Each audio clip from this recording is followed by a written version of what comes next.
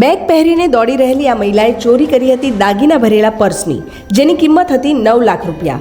વરાછાની સૌરાષ્ટ્ર પટેલ સમાજની વાડીમાં પ્રસંગ હોવાથી જામનગરથી આવેલા મહેમાનો 9 લાખ ભરેલા દાગીના સાથે આવ્યા હતા.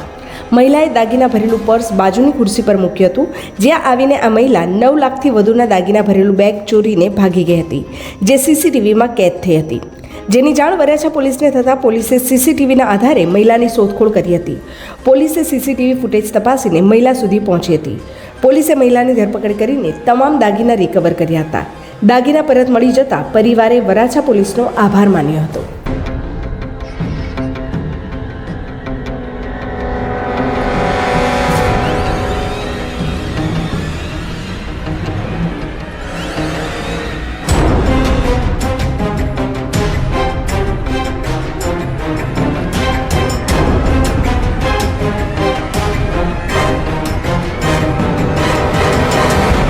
સુરત શહેરના વરાછા પોલીસ સ્ટેશનમાં આ કામના ફરિયાદી રમેશભાઈ વનમાળીભાઈ સોલંકી કે જેઓ પોતે જામનગરના વતની છે અને તેમના સંબંધીના ત્યાં શ્રીમંત પ્રસંગ હોય સૌરાષ્ટ્ર પટેલ સમાજની વાડી ખાતે પ્રસંગમાં આવેલા.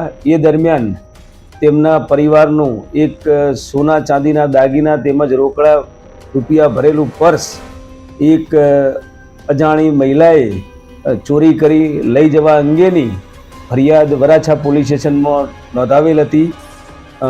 સુરત શહેર police commissioner Shri Anupamsinh Gehlot sir તેમજ special police commissioner sector 1 sir, DCP zone 1 sir નાઓએ આ ગુનાનો ભેદ ઉકેલી કાઢવા માટે સૂચના કરતા વરાછા પોલીસ સ્ટેશનના પીઆઈ શ્રી તથા તેમની ટીમ તેમજ સર્વેલન્સની ટીમ એમ જુદી જુદી ટીમો બનાવી અને વર્કઆઉટ કરી અને સીસીટીવી કેમેરા તેમજ હ્યુમન ઇન્ટેલિજન્સનો ઉપયોગ કરી આ ગુનો આચરનાર એક મહિલા જે ઉંમર વર્ષ 24ની છે તેને પકડી પાડેલ છે અને સદરુ